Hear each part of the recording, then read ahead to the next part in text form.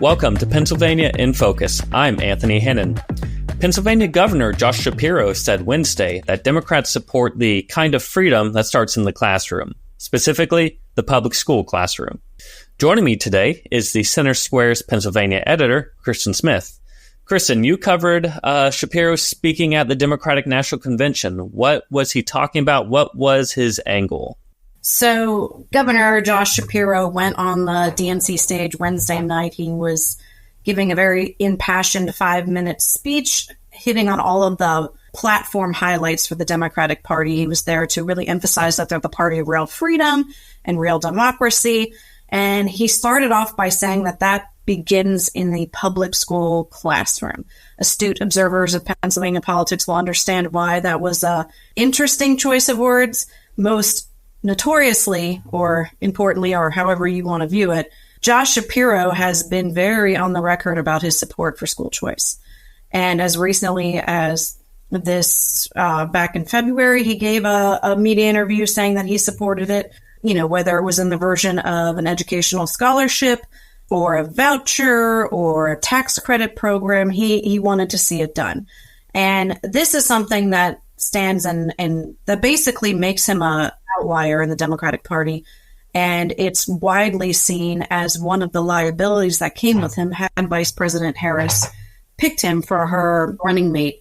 So, like I said, the speech itself, it was more about what he didn't say than what he actually said. Was this more of a speech targeted at Democrats outside Pennsylvania rather than voters within Pennsylvania? Or I guess how should we interpret what Shapiro was arguing for here?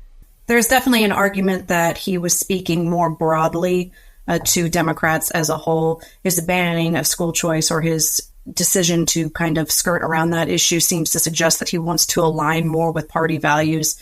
The teachers union, the National Teachers Union, is a huge funder of Democrats. Shapiro is also in that. So it would make sense that he's trying to distance himself from that pro-school choice stance. There's also, it's kind of an open secret in Pennsylvania, though he's never said directly, that he has hopes to run for the presidency, maybe in 2028. So the idea that he would want to get as far away from anything that was against the party platform, from an outsider's perspective, that makes sense that that's what he was trying to do. Shapiro is widely seen as very popular. He's young and enthusiastic.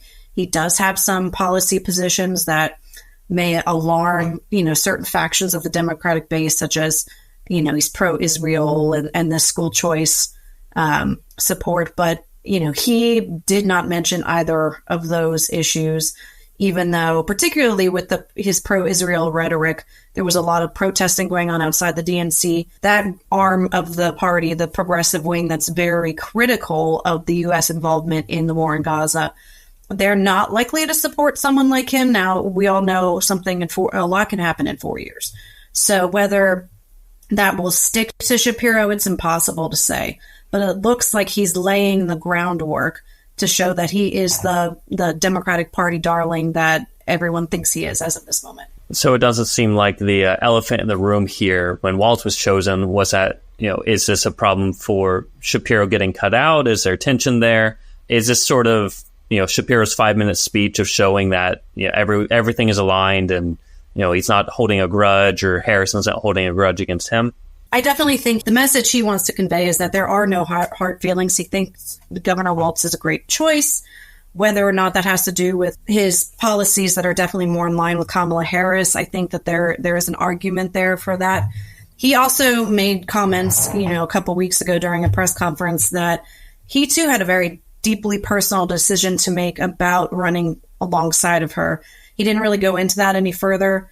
I think, reading between the lines, that may suggest that he wasn't really ready to take that step too, for whatever reason. His policies on school choice in Israel are often held up as reasons why he wouldn't have been the best fit. He flat out rejects those and says that that's not why he wasn't picked. So you can definitely see the message shaping up around here. He wants to be unified with the party. He's with Kamala Harris, though he's not with her on the ticket. Kristen, thanks for joining us today.